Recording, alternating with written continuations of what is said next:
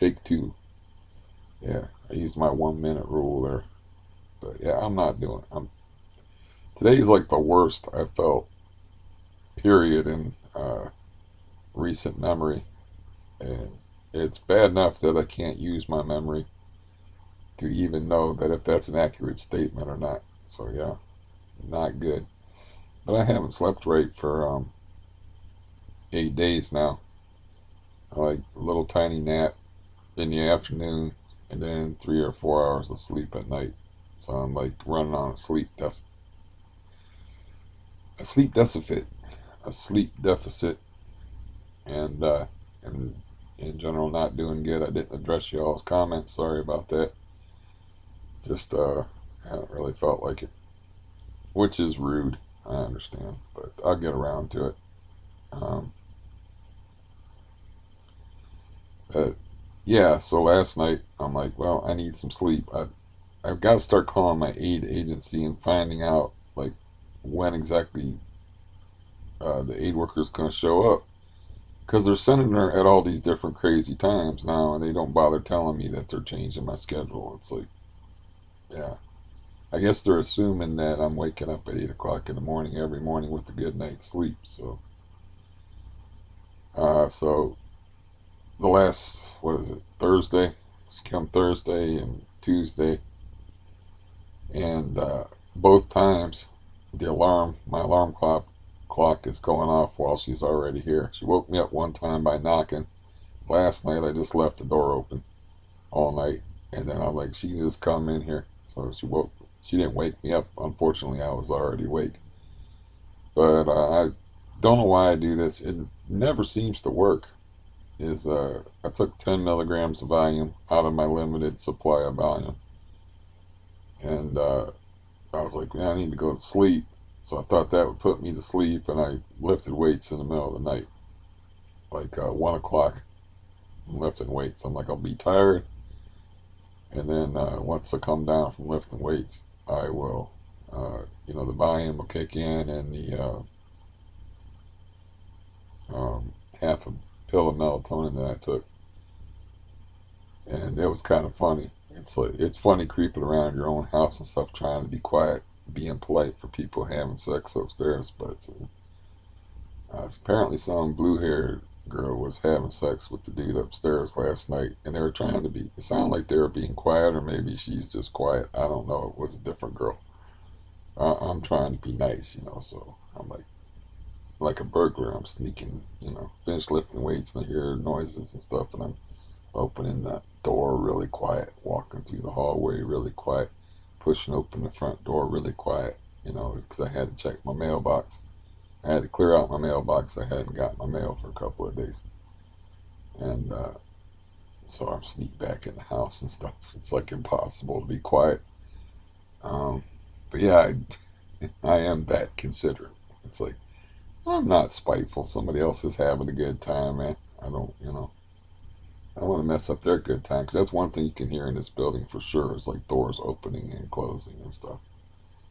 I don't want to break up nobody's rhythm or anything upstairs.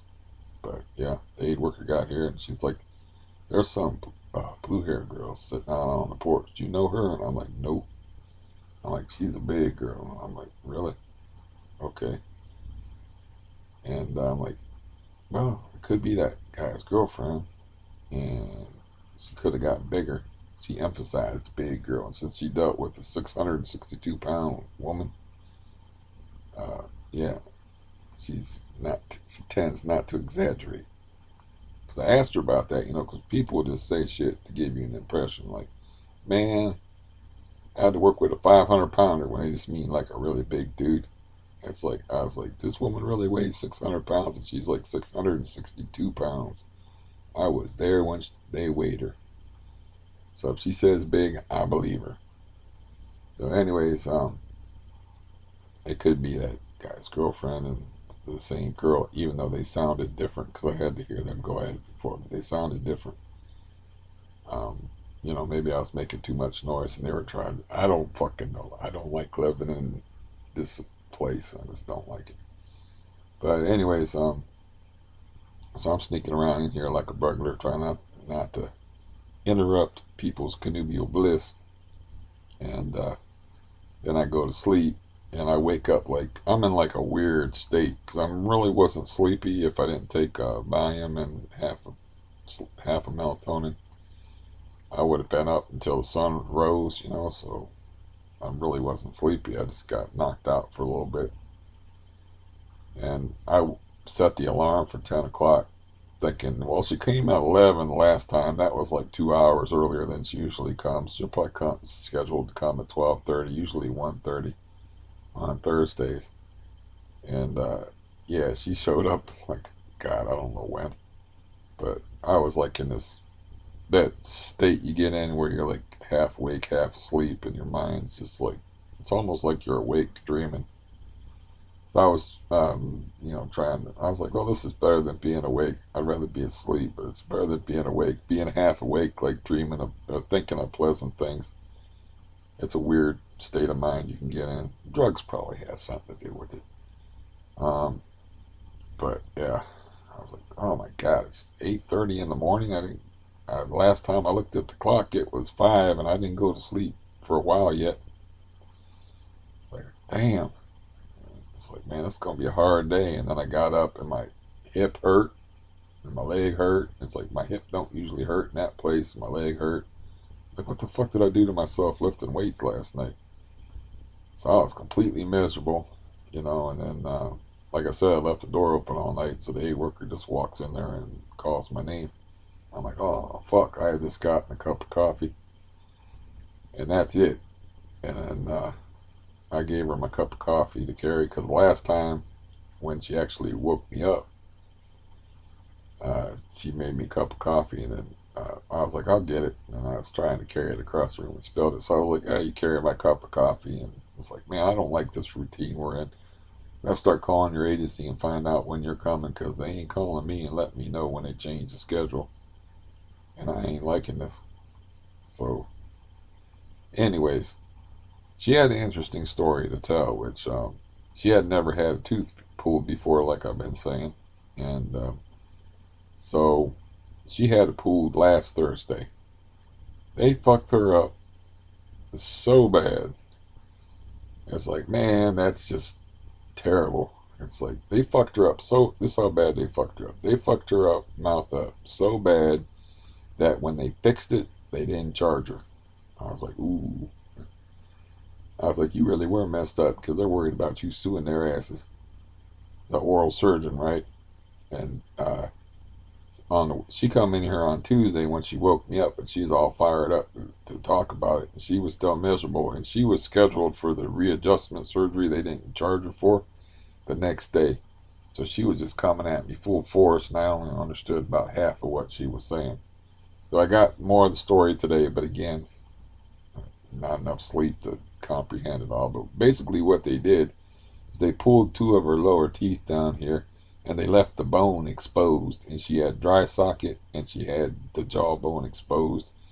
And they said they had to go in there and sand a piece of her jawbone yesterday. Now she has insane pain tolerance, you know, because she never gets Novocaine when she gets her teeth drilled.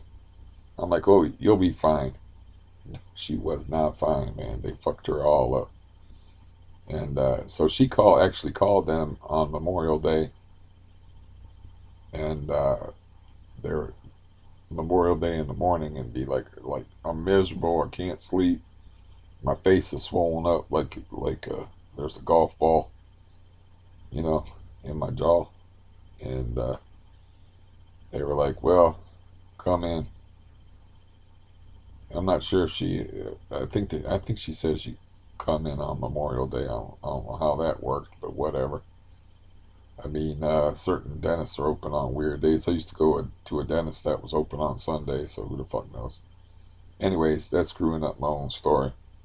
And so she goes in there, and she's like, oh, and she was like, the woman's face was aghast, the oral surgeon. So she was like, oh my God. I almost said her name. I said her name before, but I'm not gonna say it again. And she was like, "You gotta come. We gotta get something done with this." And then so she comes in on Tuesday, and I'm like, "They did not give you any pain pills?" I was like, "Your jaw's all messed up like that?" And she was like, "No." You know, she's all talking weird and stuff, but she's talking like a lot because she's obviously freaked out about the whole situation. Has to go in for a fixer-up oral surgery on and is in a lot of pain, even though she takes it well the next day. And so I hooked her up with like four of my precious volumes. I'm like, here, man, they're better than nothing. She said she only took one of them. I was thinking about asking for the other three back, you know, but I didn't. Today I was like, I already had my feet up on the recliner. She's like, I can help you put on a pair of socks. I'm like, I don't want messed with it. I can do that myself later. And yeah, I got my rent paid today, which is cool. You know, that worked out good because sometimes that can be a pain in the ass because my landlord likes to drop off and pick up the rent in cash because he's dealing with a lot of, peddlers and whatnot. The purveyor of sweet dreams that turn into nightmares, drug dealers. And so I thought I had an envelope with $1,700. It was $1,660, which was a little disappointing. You know, it's like, oh, I must have raided that envelope, or I put that envelope together so long ago didn't remember what I had, and I thought I had 1,700. I didn't.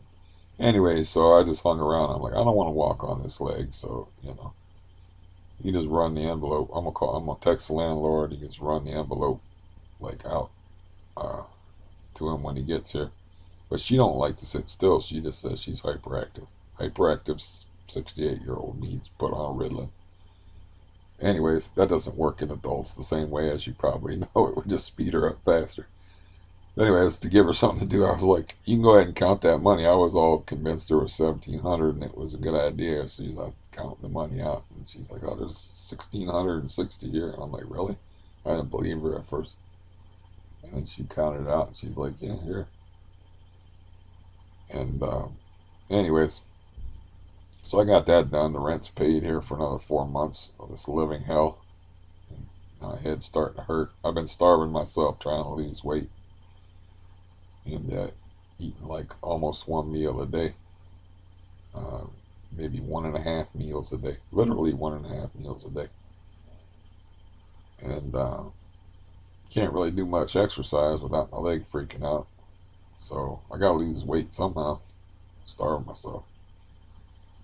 It kind of gives me headaches and whatnot. Which, speaking of which, I gotta drink some water if you don't mind. Thank you very much for allowing me. She moved my water. She moved everything else. Man, shit, I would marry her just for the work.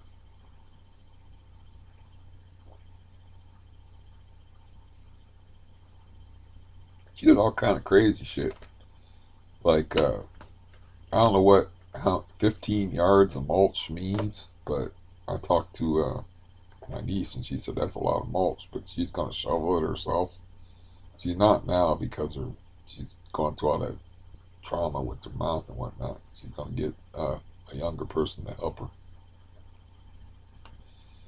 But anyways, it's like, yeah, I thought about that because I had an uncle that got old and sickly and married somebody like that who was an actual nurse. And I think he married her to take care, so he'd have somebody to take care of her. And she was like really strict with him and stuff, and wouldn't let him drink and whatnot. I remember going to his house, and he was alcoholic, but he couldn't drink no more. And me and my cousin, who's in Florida, he was up from Florida visiting, and his brother, my other cousin, and this other guy that's dead now, was over at my uncle, my uncle's house, and he was like, "Just let me have a taste of that beer." And he sipped on it. He was like, "Oh, that's good." I was like, "I don't know why you want to tease yourself like that." He didn't want that sip for the flavor, but he only did that because his wife slash nurse wasn't around. But yeah, I thought about that today. I was like, shit, man, if I wouldn't have to be like, if she wouldn't get on my nerves and I wouldn't have any conjugal duties or anything like that, it's like I would marry her just because she does every damn thing.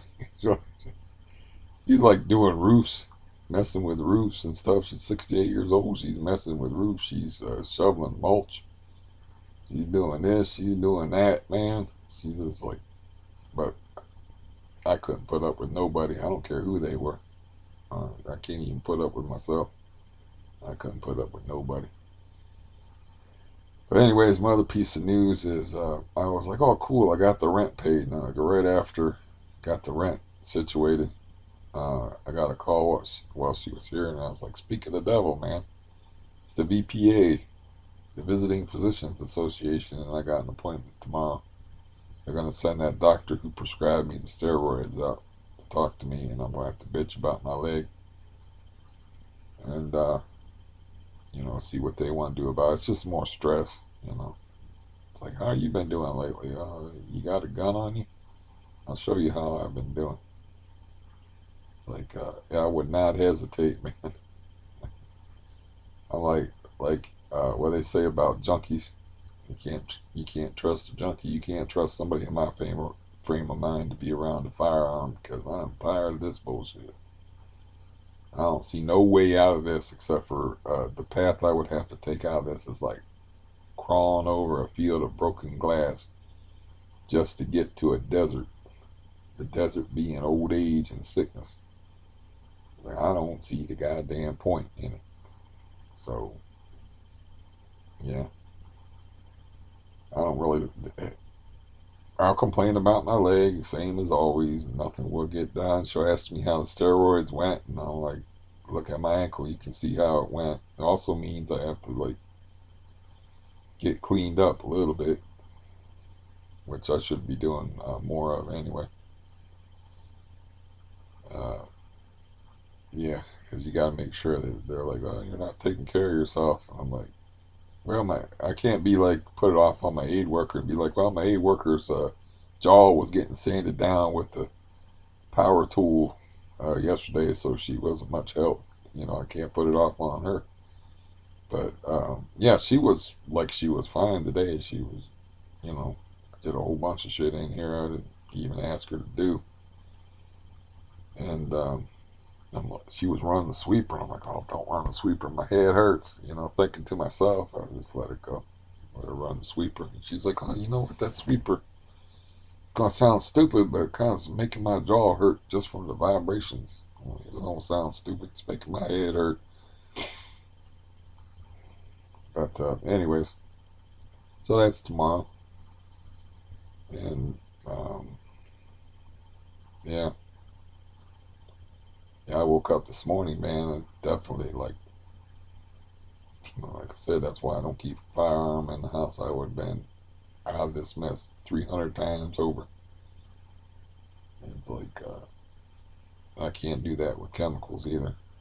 Like, it's like a form of suicide if you're just like zonkering your brain out with chemicals constantly. You're killing yourself, but you're not going all the way. It's not really you. It's drugs. Hello, Mr. Drugs. How are you doing today? I don't know. You're just off in left field or whatever. Speaking of which, as far as like, got too many damn pill bottles in here.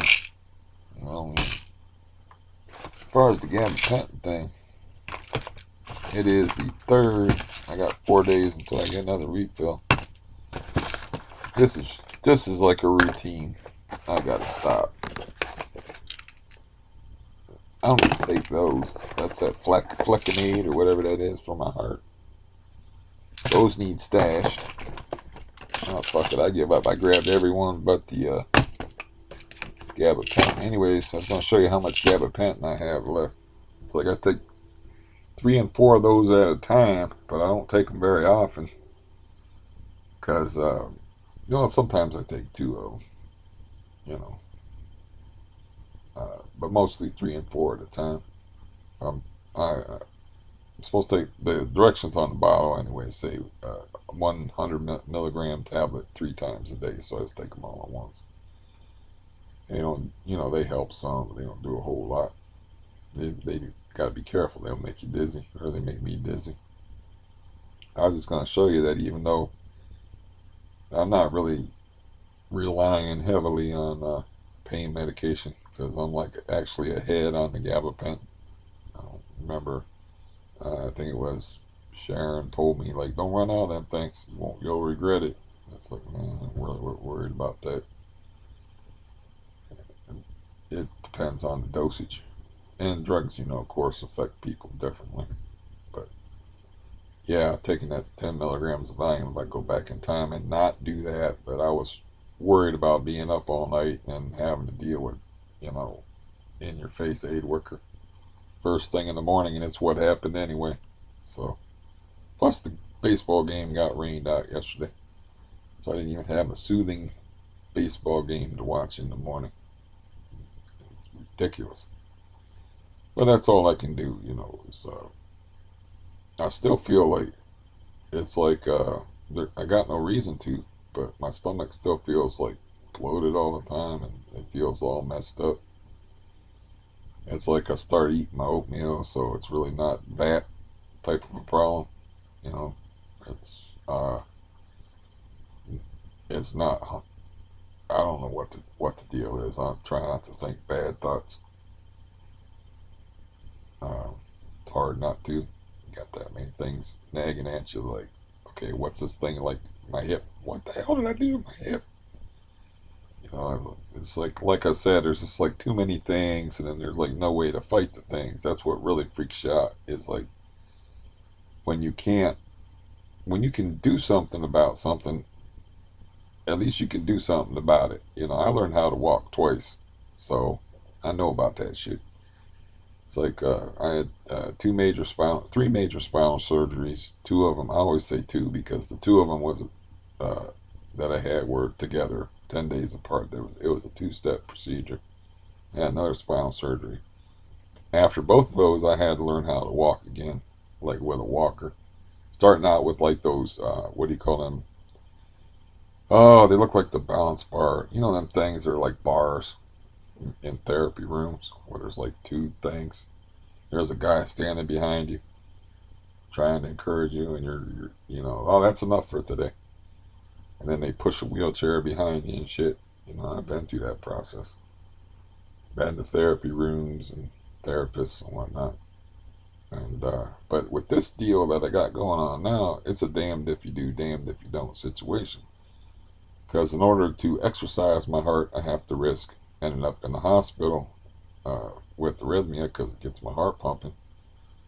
And then I don't know what the deal is with my leg, except for it seems to get really pissed off when I use it. But if I don't use it, it's going to get worse. And I know that the calf muscle on my right leg has been disappearing and degenerating like it has on my left leg. And it's like, I need to get something done with his leg. But it's been 7 years now of me trying to get something done with it.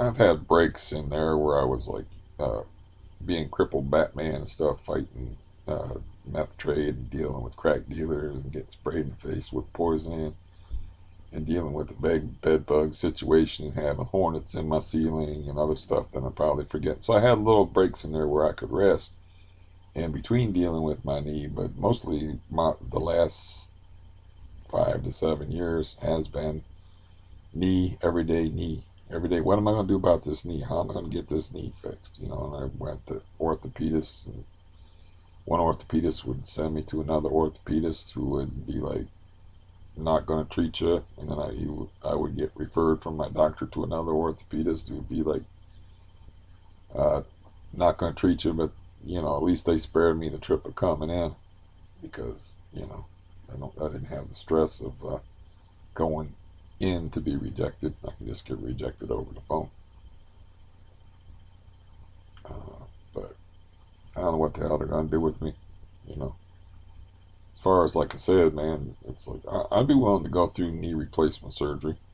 They're really I'd much rather die, of course, but because I'm pretty much good on this whole existence thing. But I'm willing to go through it, and it works out for a lot of people. It will be different for me because the rehab process will be seriously complicated. I have tons of excretory and other physical issues going on, but I'd be willing to go through with it, you know, and give it a shot. I was thinking like last night, it's like I was really wanting to die last night, so I was thinking like, I don't want to do that to my brother especially.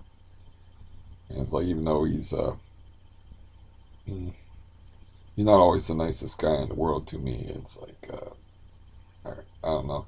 It's a long story, which I've already told on here, but um, he actually seems to enjoy life a lot more than he used to. He used to be the guy that wanted to die all the time and was a shut-in and whatnot. It's kind of funny, like I've told this before, but I was like, why don't you go fishing with me? He's like, I don't like fishing.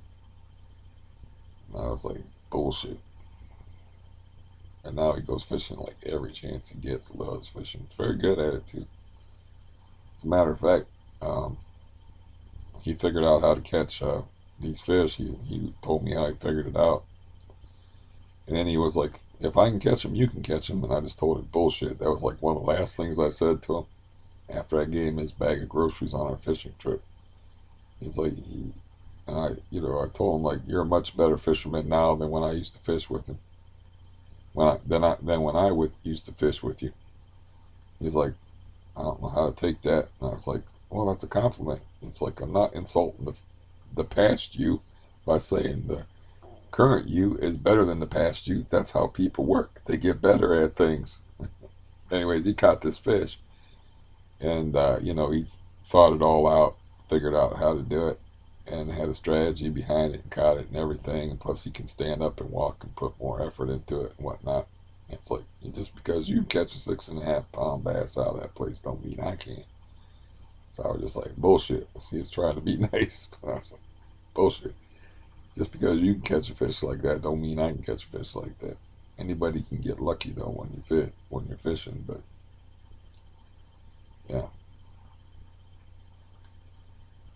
I saw a guy catch a tiger muskie on a grape. I'm like, what'd you catch that tiger muskie on? He's like, a grape. I'm like, what are you talking about? And he's like, well, he was just out boating around on Leesville Lake, and he was just with some girls wanting to get drunk, but I don't know who was with who or whatever, but there was a bunch of girls and guys on this boat, and they were trolling, as he put it, but it's basically like leaving your wines in the water and just running around the lake getting drunk. And he's like, I put a grape. He's like, I was eating a bunch of grapes and there was a green one in there, and for a joke, I put it on a hook and left the hook in the water. And next thing I know is I got this muskie. Tiger muskie is a hybrid between a pike and a muskie, and I was like checking it out, and people were like, "Oh, they got teeth. They'll bite you. Don't do that." And I was just like, like opened up its mouth and grabbed its mouth and shit, and was looking at its teeth, and it's like, man, it's got weird teeth on it. It had like really uh, very nice looking, well manicured teeth on it, because it usually got snaggle teeth like all up. One tooth is like that big, and another tooth is like that big, and they're all like spaced all apart and everything. Like this one had like shark teeth almost. It was like all in rows and all neat and all about the same size and stuff. Still, man, ruin your day. Maybe even put you in the emergency room. You get bit by a pike. You get bit by a good pike or a good sized muskie. You literally could end up in the emergency room. They can actually tear in the arteries and stuff, man. They ain't nothing to be messed with. That's why everybody was like, "Oh no, no!" Like I'm an idiot. Like I'm special ed here messing with this fish. But anyways, I had that happen like with my best friend's brother, who I don't like. I was on this boat in Lake Erie, and walleye got a lot of big teeth in them. He actually smacked my hand away like I was some stupid green kid. I was in my 20s. Like I never caught a fish with teeth before because I wanted to unhook my own fish. He wouldn't let me unhook my own fish. Maybe he thought I was going to bleed all over his boat or sue him or something. I don't know. But I was like, what the hell, man? You going to smack my hand away from my own fish? And, if I was younger, nothing bothered me. I was just amused by people's idiocy. But I was like, what the fuck? That guy just smacked my hand away. He's going to unhook my fish for me like I'm a little kid. What in the world? I don't like my friend's brother. Uh, so, anyways, yeah, that's my deal. It's my next thing tomorrow is see that doctor that gave me the steroids. And if I feel like I do today, man, I don't know how I'm going to front. But I just don't want to be messed with. You know, it's like I don't want to be messed with. It's like leave me the fuck alone. If you can't fix my leg, leave me the fuck alone. Don't be like recommending tests or bothering me about getting a COVID vaccine or any of that nonsense, man. It's like I can't tell you why I'm not sleeping good. I don't know why. Sleeping in the afternoon, sometimes my sleep's I don't know, just get fucked up. I was exercising more, which was hurting my leg more. That probably is why my sleep got disrupted. But then I stayed off my leg for a couple of days, more like 3 or maybe even 4, after it was all swollen up and really bad to where it went back to a normal level of misery. And then I exercised last night and it's aggravated as fuck again today, so I don't know. See, I was told I had a blood clot in the joint of my knee like 3 fucking years ago. You think that would be something important that they might want to address, but nah. So I don't even know what that was about. I don't. All I know is if I had that GoPro style camera up and running, I would show you my knee, and you would be like, "What the fuck?" Because there's really not a kneecap visible there anymore. It's just like a recessed area, bunch of meat around the outside of it. It looked more like that's not a kneecap. A cap means it's sticking out. That's a recession. My knee is in a recession, and it's failing fast, man. I'm going broke on hope here. So, but you know, I mean, as much as I'd like to be out of it and stuff, and I didn't even rewatch that video. I knew that video was depressing. The one that I said is, I was trying to think of the title for it. Like I like to warn people if it's going to be a depressing video, you know. So all I could come up with, the night in Ohio was dark or something like that. I was trying to be like a guy with a sore. By the way, my sore neck, that's one thing. It disappeared like the next day. It was fucking weird. It was like, what the hell, man? My neck, it's a little bit there, but I mean, it was to the point where I was like Frankenstein. Oh, my face like straight forward, or I'd be making Frankenstein noises. Anyways, felt like I had bolts in my neck. But anyhow, yeah, that cleared up. So, as much as I'd like to be out of it, it's like, yeah, I don't know. I don't know. I can't explain myself, man. It's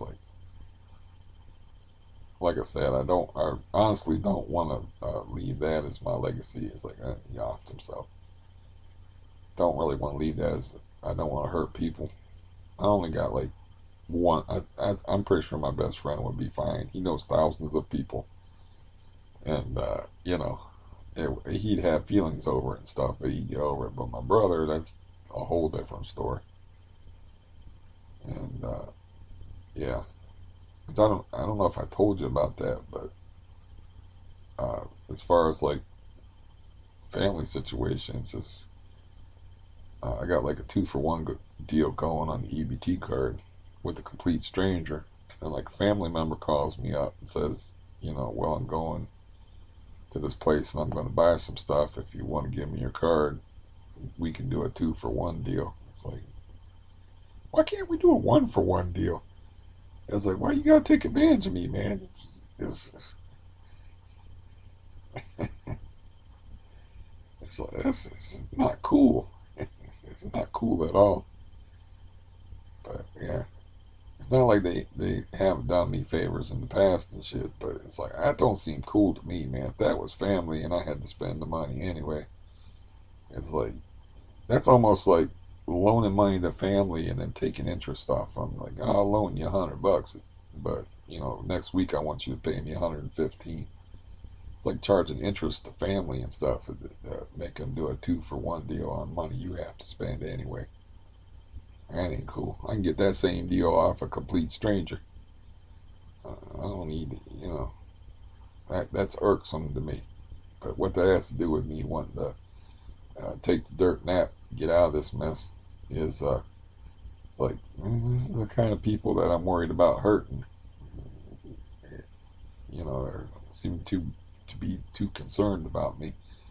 I think I go over, not in a good frame of mind to be analyzing this shit or whatever, but I go over stuff in my mind, and I think about like the way people behave and why they behave that way, and I'm like, well, maybe they're just in denial. They like to think that I'm going to get better, or it's like I'm not that bad off or whatever. And a lot of people, they don't come and see me anymore, so they haven't seen me in a while. I mean, when my nephew and his significant other, more or less common law wife, they've been together so long, come over, they hadn't seen me since I was using a walker. So, I had the walker, and I was sitting there with the walker resting on my lap, sort of talking to him. So a lot of them just haven't seen me for a very long time. I just wonder how much of it is, denial and a weird expression of actual love. Love from unhealthy people is different than love from healthy people. You have to understand. So a lot of times that love you get from unhealthy people, it's yeah, it's not good. Yeah. So it's actually an expression, and it's actually a weird expression of love, maybe even that my sister kicked me to the curb because she loves me so much. She doesn't want to be hurt by my demise. It would affect her too strongly, so she's going to hurt me because she loves me. That's actually how people that are not right in the head or not emotionally well, that's how their brains work. My dad never told me he loved me, but at the same time, he worked his ass off supporting me and putting clothes on my back until he couldn't do it no more. And he got mandatorily retired. And then I learned what it was to be poor, like really poor. Like honey and raisin sandwich poor. Like, what do we got to eat today? The same stuff we had to eat yesterday, which was the same stuff we had to eat the day before. And it's like, oh, God. But that's easier to take. That poor stuff's easier to take when you're younger and less finicky and can eat stuff that will make a billy goat puke. So, yeah, that's that's different. But anyways, about the thing about love and love coming out of unhealthy people in twisted ways, that definitely doesn't have nothing to do with people that won't like they won't do you favors to help you that are not any bother at all, and they have really no reason for it other than whatever reason for it. I don't even want to fucking know. But it's like you don't even want to go there because you don't want to get into their twisted logic and in their twisted mind. It's like it's like, oh, I just look at it like this: you're an adult. If, like I told my brother, if you don't want to help me, that's fine. You don't want to help me. It's cool. You're an adult. You can make your own choices. You're not obligated to do anything. So I don't go into the whole reasoning behind it. But as far as like the way people treat you in other ways, it's like I do think about that stuff and I do analyze it, you know. And I think like I said, man, love from unhealthy people who are not right in the head, who are crazy, who are emotionally twisted, is different than love from healthy, emotional people who understand the whole symbiotic relationship thing. I wash your hand, you wash my hands. One hand washes the other. However the hell that I think I was supposed to say, you scratch my back, I scratch your back. We're both happy. But it got to hands. That would be kind of weird. One person washing another person's hand. Yeah, that's an aid worker, man. Got me thinking. Helped me mess that up. She was talking about giving one of her clients a bath or something. Because she went to work the next day after getting her jaw sanded down.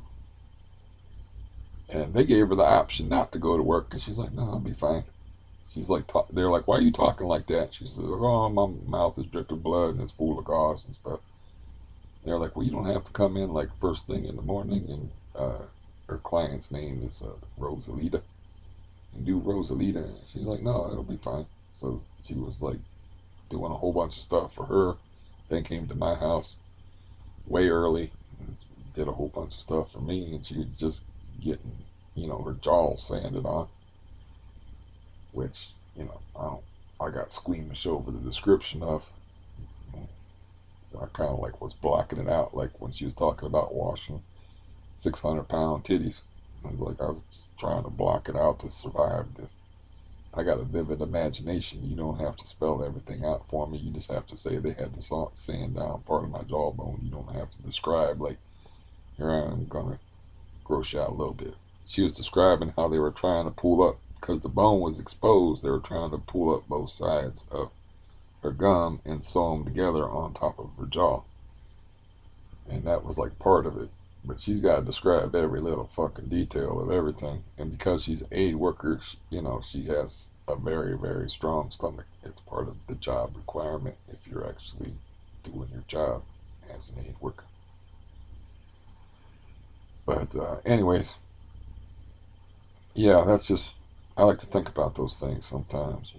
It's like, just because they're acting like a complete asshole don't mean they love you. It just means they're sick in the head. But love from an unhealthy person can actually be worse than no love at all. No love at all is actually better than love from an unhealthy person. As somebody that was raised by a guy that he never told me he loved me, and he acted weird about everything.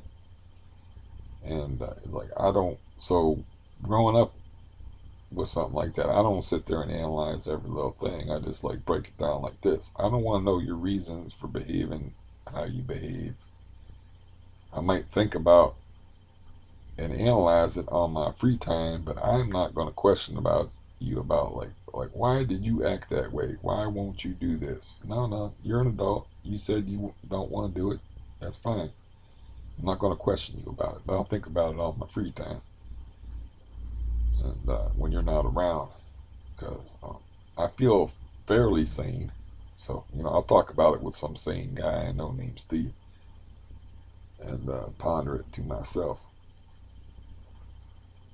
So, anyways, I don't know how to make my headache go away. Could try eating some food.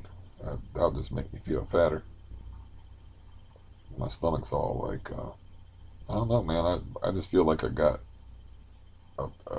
just feel like my stomach's a helium balloon like all the time.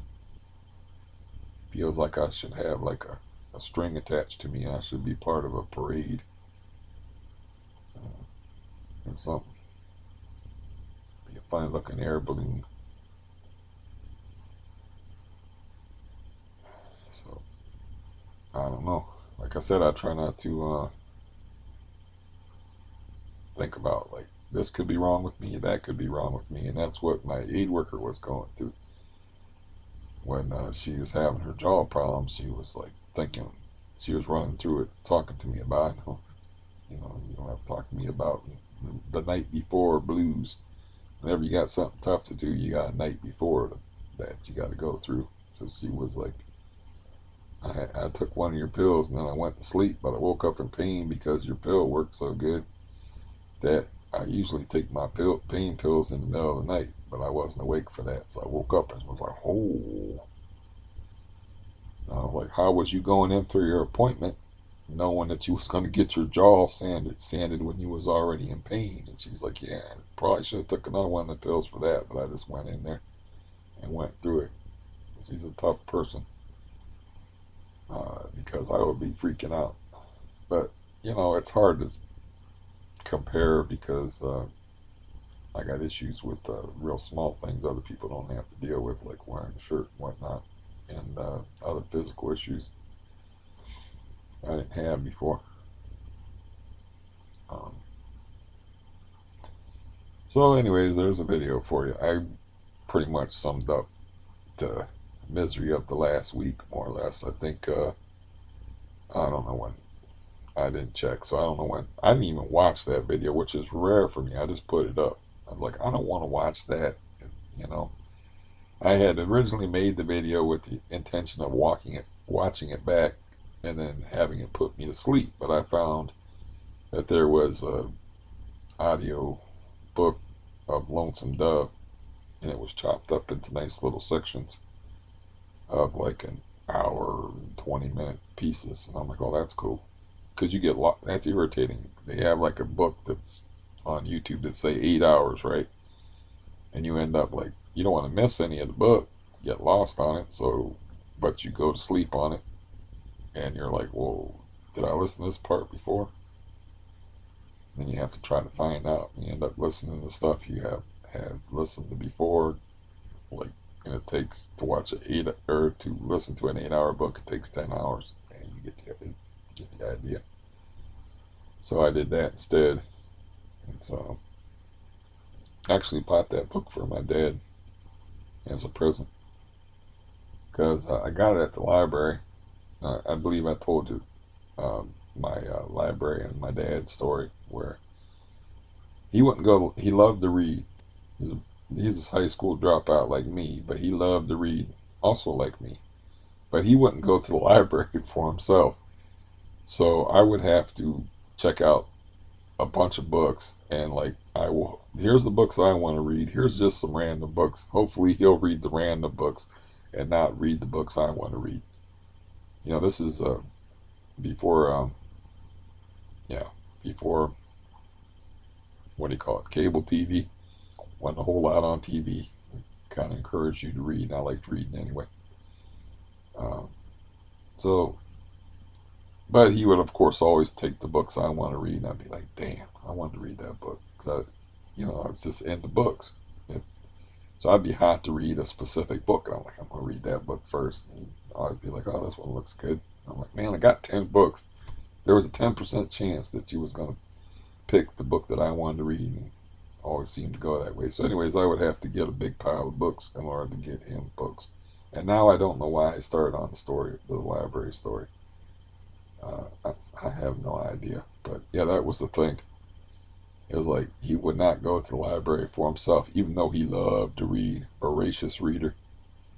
And he would read all the books, but I would just hope that he would read the books that I didn't want to read first. I wouldn't necessarily read all the books that I got. I had to get extras for him. And it's just something you didn't talk about things with my dad, like, you know, why don't you come in with me and we'll pick out some books or anything crazy like that. No, you just had to. He didn't really talk about things. Yeah, that's one of the reasons why I'm in the situation I'm in. And I was so unprepared for life is we never really in my house we never really talked about life things like what do you want to be when you grow up, son, or like yeah, we're socking this money away so you can go to college, or uh, how about yeah, we're gonna teach you how to drive, or we're gonna. I remember going on a school bus when I was a kid with sat next to a 16-year-old girl who was complaining about the new car that her parents bought her because she wanted a different one, and I was just looking at her like, your parents taught you how to drive and they bought you a car? Damn. And you're complaining about it. Okay. Um, so yeah, they just kind of left me totally. We just didn't talk about stuff like that because anything could turn into a big bunch of crazy nonsense. So it would have been a simple thing for, and my dad would like wait in the car. It's like, well, instead of waiting in the car, why don't you come out the car, come into the library with me? Nope. It never occurred to me to ask him to do that. I have no idea why I started on that whole library thing or what I'm even talking about right now. That you'll get that. But basically, yeah, that's just what's going. That's basically enough of a video. That's just what's going on with me. I do remember that I was saying I didn't go back and watch that video, which is started. Oh, the lonesome. That's what started me on that. Is he loved that Lonesome book, Dove book so much? I ran across it in a thrift store and bought it for him. As a present, and he was touched. I could tell it in his left eye. His left eye just had this little twitch in it. It's like, yeah, I think I got him with that one. I think he had an emotion. I'm not sure. He didn't say, "Well, hope you didn't waste too much money on this," like he usually did when I gave him something. But yeah, I knew he liked it, and he was like, "Here you go." And he started reading it right away, and so I was listening to that instead of listening to myself spit out pieces of my broken luck. Uh, this bed has been about as comfortable as a park bench to me. And it's been cold out. I've been having the heater by me and stuff, so it's kind of cold out. Like old Aqualung on his park bench. There has been no pretty girls walking by to look at improperly though. Ain't seen none of those. There's been a big fat blue haired girl out on the porch, but I didn't see her. I heard her stomping around up there, and I'm like, oh God, no, no. So I have Stampy flashbacks from, time to time. Where I'm like, oh my God, it's just, the quiet is just such a beautiful thing when your nerves are shot from benzodependence. The quiet's wonderful. So I'm like, man, I hope you don't have a new girlfriend that's like, uh, Stampy light. Nobody can top Stampy. Nobody. Stampy was one of a kind. Anybody that can like knock over 100-pound bike from the floor up just by walking around and chip the paint off of the walls. Yeah, the landlord don't. Speaking of which, man, the paint being chipped off the walls and whatnot. The landlord don't seem to be too interested in even getting in here anymore to see what's going on. I know he has to be curious about the state of his property, or at least you think he would. He would be, you know. I'm still locked in at that 425, and he seems content at this guy up here. Supposedly, that's what the landlord told me, or that's what he was gonna. The price he quoted to me when I asked was $500. So this dude above me is paying $500. I'm paying 425, which is really 400 with 25 tacked onto it for my cat. So really, I'm paying 400 to live here, and that dude up there is paying 500. So it I just wonder sometimes, like he's got to be curious at some point. And I don't want him in here for any reason. It's like I'm very careful about like anything that I do in here. It's like even with the roaches, that's why I started paying more mind to the roaches. It's like I don't want them roaches spilling over into other people's apartments. Then him starting to ask me about roaches and can he have an exterminator come in here? And I don't want to bother with the man at all. So um, my aid worker today asked me like, why don't he fix that light over your sink? And it's like I don't want him to fix the light over the sink. I don't want him to fix the hole in the wall. I don't want him to attack the roaches. I don't want him to do anything in here. Fix the windows, fix the blinds. I don't want nothing to do with the man. She was like, he don't even come in here and get his own rent. I'm like, that's the way we set it up because that's the way we like it. We don't want nothing to do with each other. So she was like, I don't understand that. And another reason why I couldn't get along with her is she repeats her stories a lot. It's like she tells me the same stories over and over again, and we would like run into the same conversational. We would run over the same conversational ground over and over again because she don't. Everybody does that sometimes, where they say the same shit over and over again, like I do in these videos. That's why I always tell people when I'm talking to them, please cut me off. I don't like to repeat myself. I don't like to bore other people. But if we were a couple or whatever, I'm just spitballing here. This stuff that's never going to happen. She would drive me crazy because it's like she's told me 3 times now about this guy sniffing bus parring, because because spotting a couple of volume here and there. I'm like, don't take that shit every day, man. It's not nothing to play with, but it's okay if you got something like a dentist thing to go to, you know. And I would explain why, and she's like, that sounds like that guy that's, you know. So we'll get around to the snorting part. That's part of the story that she builds up to. But I'd be like, hey, you told me about that before already. And a lot of times people get irritated when you do that, but I would just cut to the punchline of the story, and I'm like, yeah, that's that guy you told me about that snorts bus barring by the busload. And I think they just call it bus bar on the street. No, I took that stuff. He didn't do shit for me. But, you know, reason why I'm talking so damn much and in such a slipshod, scattershot manner is because I have had no sleep, and this is how my brain works on no sleep. I talk more when I have less sleep and make less sense. So, and what else do I got to do, man? There ain't no baseball game to watch. I can't walk around. I don't feel like, yeah, my leg hurts too much. Don't want to play my guitar. I could, I got my card here, my computer, my little, that's that little chip, little 64 megabyte chip that goes in the side of the computer. I got that. You know, that's something I could do if I had the nerves for it, if I could sleep 4 hours in a row. And I got this thing tomorrow where I got to see a doctor. You know how I feel about doctors. I suppose I should go eat something.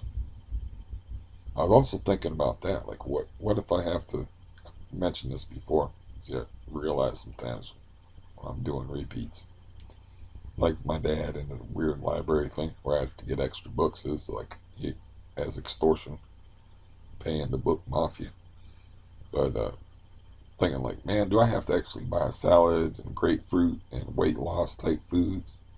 I can't like that's a pretty cool deal if you think about it. It's like that's why I'm able to just throw $1,700 out the window at my landlord.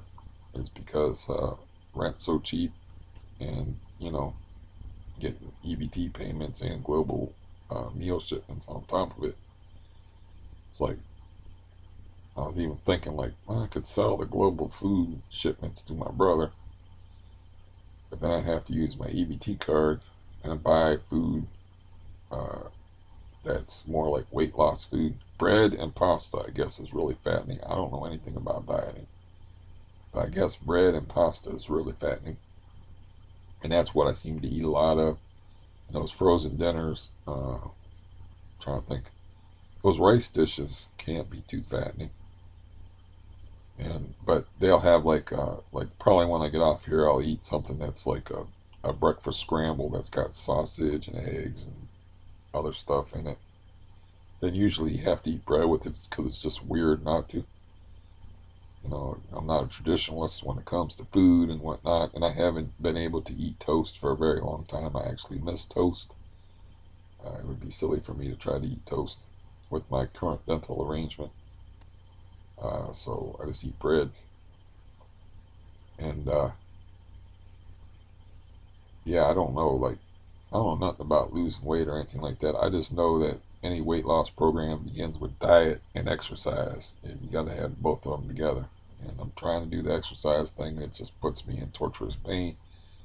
And as far as eating, all I can do is eat less. But it might be that I have to spend money on healthier food and eat healthier and not be eating pasta and bread and frozen dinners and whatnot. I'm trying the starvation route right now. The last thing I ate was about 24 hours ago. So, you know, what was the last thing I ate was a breakfast scramble. And wasn't 24 hours ago, it was about 20 hours ago.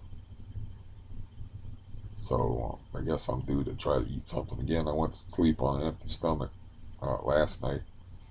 It's probably turned out to be a good thing because I woke up with one of them weird coughing fits in the morning that usually end badly.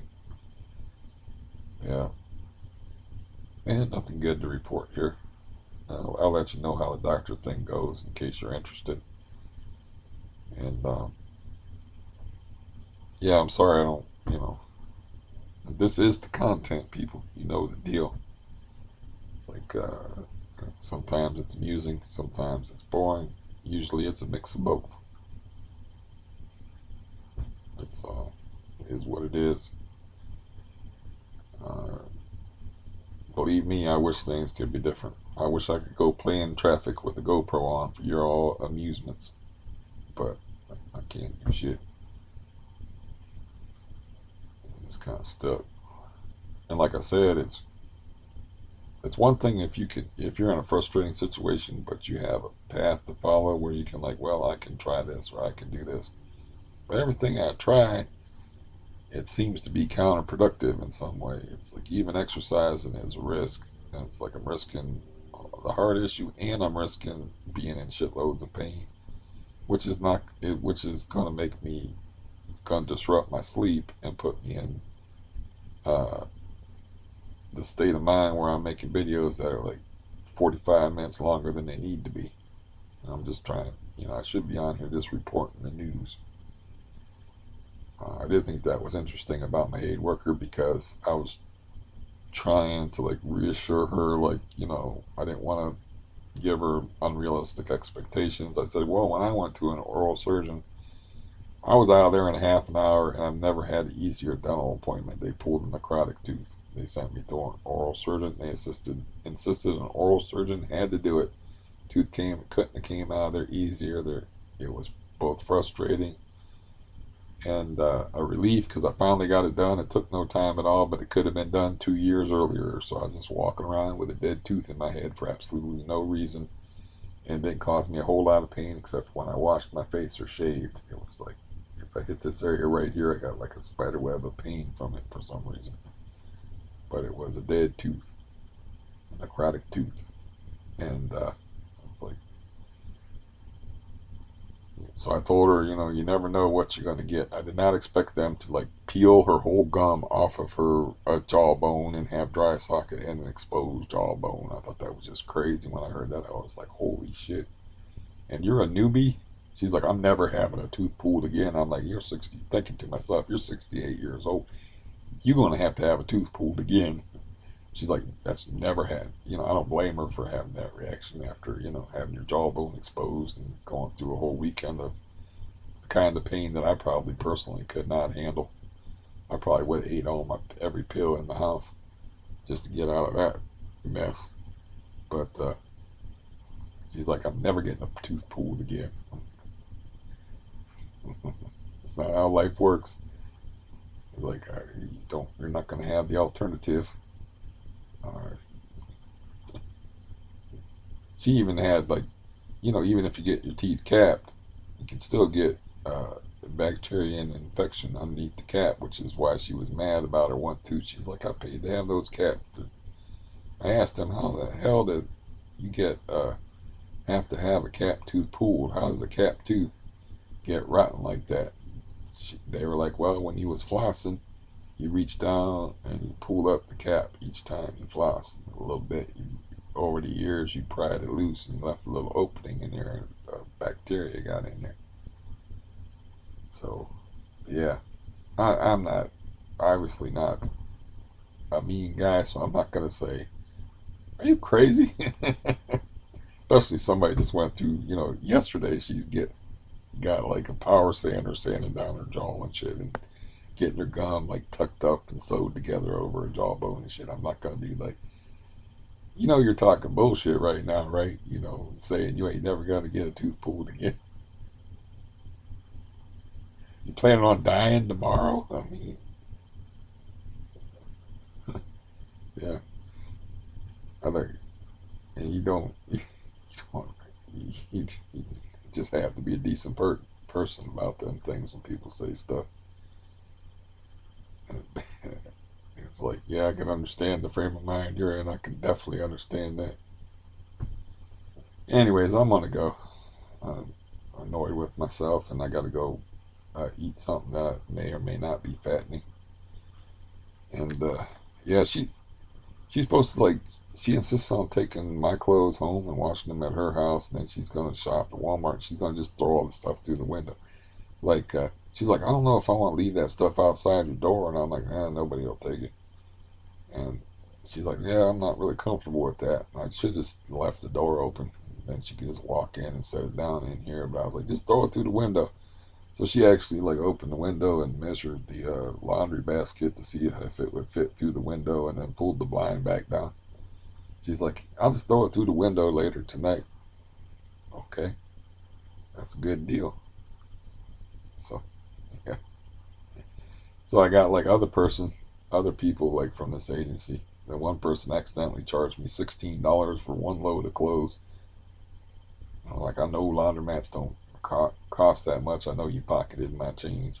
I'm assuming you did it on accident, and I ain't gonna make a fuss about it because I got other problems like not being able to walk. But of course, I did like ask her pointedly the next time around, "Do you have my change?" I didn't even confront her about like stealing my change. But this woman not only does not charge me $16 for a load of clothes, she does it for free.